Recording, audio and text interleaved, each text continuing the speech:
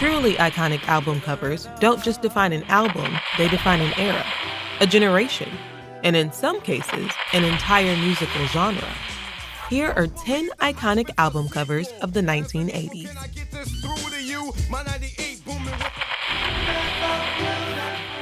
Double Fantasy by John Lennon. The cover of John Lennon's final album with Yoko Ono is tender and personal, and a happy accident. The passionate snapshot was initially featured as the album art for the single Just Like Starting Over, but when Ono couldn't decide on an image for the cover of the 1980 album, the single shot was reused for Double Fantasy at the last minute. The result? An iconic shot for a legendary artist's farewell. The Miracle by Queen. Queen's 13th album came out in 1989, and the cover art marked the end of another era. The last Queen album to feature all the band's members on the front cover. Featuring all 4 members' faces blurred into one striking image, The Miracle's cover art was created by using what was considered state-of-the-art technology in 1989. The album's back cover took it one step further, blurring Queen's eyes together to hallucinatory effect. Tattoo You by the Rolling Stones. The cover art for the Rolling Stones' 1981 album is extremely literal. A black and white illustration of Mick Jagger covered in face tattoos against a red background. The cover was designed by graphic designer Peter Corrigan, who also lent his talents to the art that accompanied Rolling Stones albums like Some Girls and Emotional Rescue, as well as Led Zeppelin's Physical Graffiti. The cover went on to win a Best Album Package Grammy for his work on Tattoo You.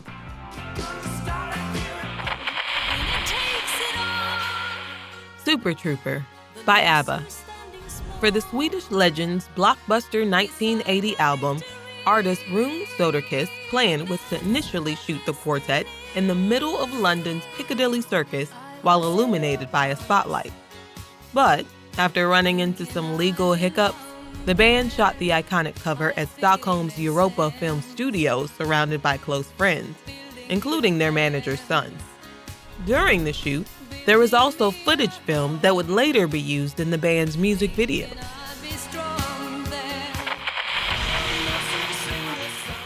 War by U2.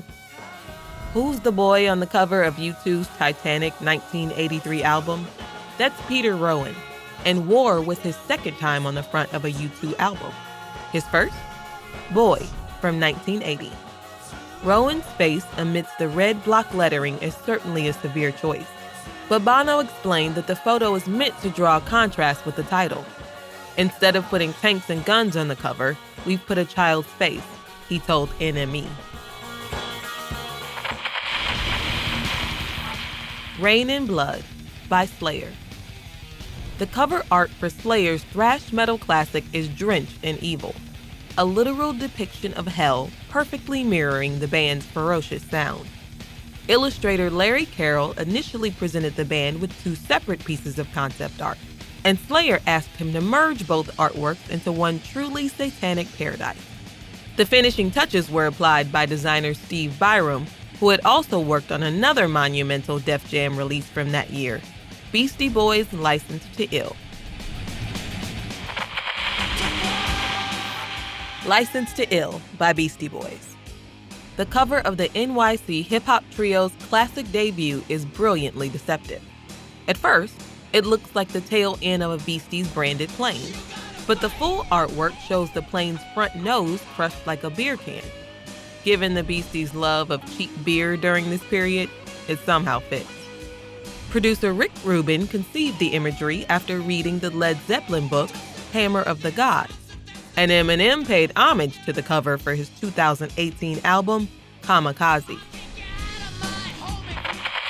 It Takes a Nation of Millions to Hold Us Back by Public Enemy. Is there a more iconic hip-hop album cover than Public Enemy's 1988 classic? The immortal image of Chuck D and Flavor Flav behind bars is evocative of the rap legend's refusal to ignore the systemic ills of society. the perfect snapshot to accompany such incendiary music. The man behind the lens? The great countercultural photographer Glenn E. Friedman, who also shot the covers of Public Enemy's Yo, Bum Rush the Show. Paid in Full by Eric B. and Rakim. Paid in Full is one of the best rap records of all time, and Eric B. and Rakim's undeniable flossing on the album cover only lends to the album's legendary status. The NYC duo are decked out in the most stylish threads, provided by the legendary Dapper Dan. The iconic Harlem Taylor commissions knock-ups of Gucci designs for Eric B. and Rakim to rock amidst an endless money print. Slave to the Rhythm by Grace Jones. Grace Jones is iconic in many ways, and her eye-catching album covers have been a big part of her image building. The cover art of this album from 1985 practically screams at you, with Jones's mouth stretched out along with her hair.